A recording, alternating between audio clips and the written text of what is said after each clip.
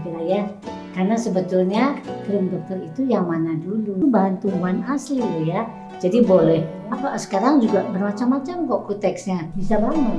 Kan tata caranya juga sekarang lebih maju. Sebenarnya masih boleh perawatan wajah, masih boleh pakai skincare. Hai, selamat datang di channel YouTube-nya Ibrad Skin bersama saya Erestia di segmennya Talks About. Kali ini saya ditemani oleh seorang dokter spesialis kandungan, Dr. Widya Astuti SPOD.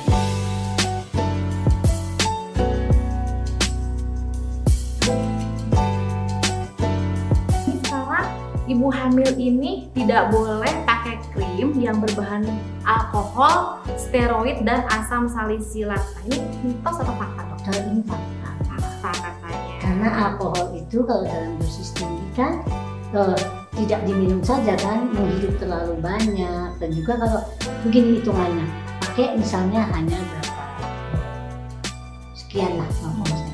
Tapi difikirkan pakainya tiap hari nih. Yang mengandung alkohol tinggi kan tetap juga salisilat apalagi itu sampai 35-40%. Kecacatannya agak cukup banyak. Ke syaraf transmitternya, kemudian fetal defect itu kalau steroid juga pertumbuhan tulang bayi, ya tulang-tulangnya, kemudian ada yang kecacatan deformitas muka, maksudnya sumber kepala gitu. Nah, itu yang menyebabkan apalagi termasuk endokrin.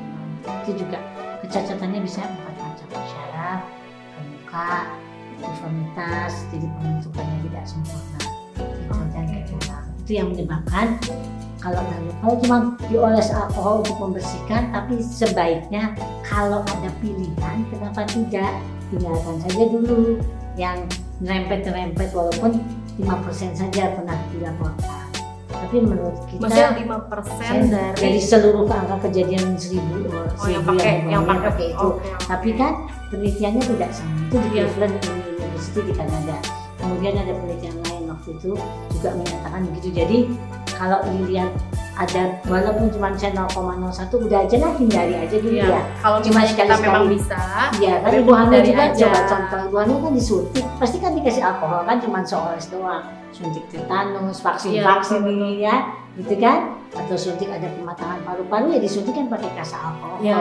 Kan itu supaya antiseptik. Betul. Tapi tidak everyday, tidak tiap hari. Iya. Jadi memang selain membahas masalah kadarnya juga masalah kuantitasnya ya, dok ya. Jadi bukannya tidak boleh, tapi sebaiknya dihindari dan hanya dipakai pada saat urgent aja, seperti itu. Ya, oke. Nah, jadi kalau misalnya, tapi ini ada persentase nggak, maksudnya seperti ini, dalam batasan sekian persen itu tidak boleh, berarti pada saat hanya misalnya persentasenya adalah 0,00 sekian, nah itu gimana? Ya, berarti tidak apa-apa untuk pembersih muka, kan sebentar saja. Ya kan biasanya di dalam pembersih muka tuh ada alkoholnya sedikit tuh, tapi 0,00 sekian, kayaknya nolnya panjang banget gitu. Soalnya katanya kalau cuma pakai air mawar lah ya, itu kan kurang bersih. Tidak mengangkat minyaknya. Jadi dokter spesialis loh, kulit dan kecantikan ya, sudah ilmunya. Beliau itu sudah mencoba dengan dosis sekian, sudah sekolahnya di Indonesia dan sudah keluar juga, sudah memberikan gambaran bahwa kalau untuk pembersih muka itu hanya sekian, tapi biasanya sebelum dibersihkan juga sudah ditambah sabun cucinya kan, sehingga nggak kayak murni alkohol yang seperti saya pakai untuk menyuntik. Begitu. Iya, karena kan kalau misalnya di bahan kalau di produk kecantikan itu kan banyak banget tuh, dok ya, bahan aktifnya, bahan pelangnya seperti apa. Jadi memang persentasenya pun biasanya kan kalau misalnya mereka para customer itu kritis, mungkin masih bisa menanyakan kali ya sama penyedia skincare-nya, ini sebenarnya berapa persen sih, dok, kayak gitu kan. Mereka juga pasti punya hak untuk mengetahui gitu ya. Betul. Nah, makanya buat teman-teman semuanya yang masih melihat ada ingredientnya yang berbahan alkohol, steroid, atau asam salisilat, ada baiknya teman-teman menanyakan sama tempat di mana kalian beli, berapa persen sih sebenarnya mereka menambahkan bahan ini di skincare saya. Nah, itu bisa menjadi bahan pertimbangan untuk teman semuanya. Atau kalau misalnya masih ragu, ditanyakan langsung ke dokter kandungannya masing-masing, karena setiap orang itu punya punya urgenitas yang berbeda. Apakah misalnya saya nggak jerawatan, ngapain sih saya harus pakai asam salisilat misalnya dok. Tapi kan kalau misalnya yang jerawatan parah, mungkin dokter kandungan ada case-case tertentu yang membolehkan tapi dengan syarat-syarat tertentu mungkin ya dok. Karena yang juga itu pasien datang tuh jerawatnya sambil hamil tapi jerawatnya yang bernanah. Itu kan harus kasih antibiotik. Salah satunya pemberian erythromycin. Tapi dalam hal sekian dosis hanya 3 hari. Antibiotik itu berarti antibiotik jerawat pun kayak clindamycin gitu. Betul. Tapi walaupun itu kita arahkan kalau bisa jangan langsung clindamycin ya. Tapi ada beberapa sampai kami bersurat-surat gitu dengan dokter kecantikannya. Satu dari sekian kasus dia udah jerawatnya besar-besar, sakit merah-merah. Nah itu dengan bernanah. Jadi moodnya, kemudian kehamilannya kan jadi terganggu. Sehingga dokternya bersurat-surat, kami juga menjawab diperbolehkan. Nah itu kan enak juga ya di bawah pengawasan dokter kecantikannya, dokter kulitnya gitu. Biasanya memang kalau udah ada berkasus begitu, misalnya ke dokter kecantikan. Ini kalau skincare biasa, beautician kan aman, ya jujur ya saya melihat Ibrahim kan nggak ada, walaupun saya tidak ini itu kan isinya bagus juga tidak mengandung jangankan untuk kayak merkuri ya dok ya, tapi kan misalnya sesuatu kayak antibiotik juga yang seharusnya hanya bisa dikasih sama dokter, kan kadang-kadang di merek lain ada yang berani dimasukin biar efeknya lebih cepat nih dok. Nah insya Allah sih kalau Ibrahim itu cari amannya aja sih gitu, karena kan kita memang nggak ada kayak tidak perlu konsultasi sama dokter, jadi kita memang si bahan-bahannya itu tuh bisa dipakai tanpa ada tanpa ada konsultasi. Iya memang dia tuh nggak ada sama. Oke, dan ini pertanyaan terakhir nih dok, kalau tadi kan alkohol, steroid, dan asam salisilat, nah itu semua termasuk kayak hidrokinon atau retinol itu ketika kita memakai topikal, apakah itu bisa masuk ke pembuluh darah? Prinsipnya adalah seperti retinol, itu kan turunan vitamin A. Nah, vitamin A itu ini jadi ilmu sedikit lah ya. Vitamin A itu ada 2, yang jadi pro vitamin A sama yang pre. Nah, yang pre itu yang pre itu yang bahaya.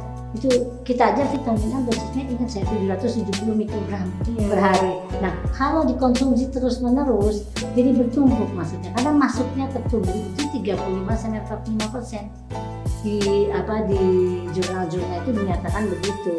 Jadi karena penyerapannya banyak, misalnya kita pakai cuma 0,1 tapi kali 30 hari kali 2 bulan kali 35% masukannya ke dalam yang menyebabkan deformitas, yang sumbi, yang lain-lain. Nah, ada dilaporkan cuma 5 kasus sih dari 5.000 itu yang sampai hispung karena neurotransmitternya rusak, sehingga itu menyebabkan yang harusnya bayi itu buang air besar tidak bisa, ternyata sembunyi, harus dioperasi juga dioperasi karena dipotong usus yang hispung. Hispung itu penyakit usus pada bayi yang tidak bisa direkonstruksi karena syarafnya tidak ada di situ, harus dipotong, kalau enggak ususnya tidak bergerak. Dan itu akibat dari pemakaian zat-zat aktif yang vitamin A yang banyak. Nah, dioksid Kalau provitamin A itu apa aja dok? Kalau yang provitamin itu yang beta karoten.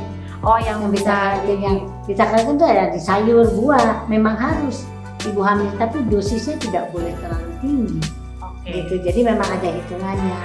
Vitamin A tidak kan, maaf ya, ada sekarang kan lebih mudah ya, internetnya banyak, obat tuh zeng, apapun mereknya bisa. Tetapi berkonsultasikanlah ke dokternya, boleh tuh. Minimal garda depan tuh puskesmas tuh ada bidannya. Kalau orang hamil tuh ada bidannya ya.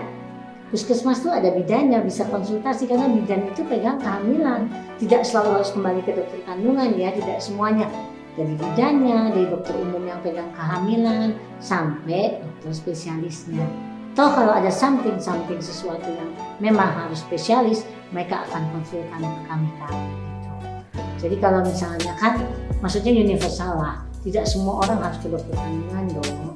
Ke bidan di depan lini gitu. Di lini depan, bidan puskesmas, bidan mandiri pun mereka sudah dibekali bahwa ada hal tertentu, ini loh yang baik untuk ibu hamil, ini loh dosis vitamin A-nya, ini loh dosis vitamin C-nya yang lebih aman. Itu pun tenaga medis kesehatan yang megang ibu hamil itu sudah tahu dengan ibu menyusui. Dok, berarti kalau misalnya kita terlalu banyak mengkonsumsi vitamin A yang probiotik pun sebenarnya berpengaruh buruk nggak? Iya, kalau terlalu banyak juga.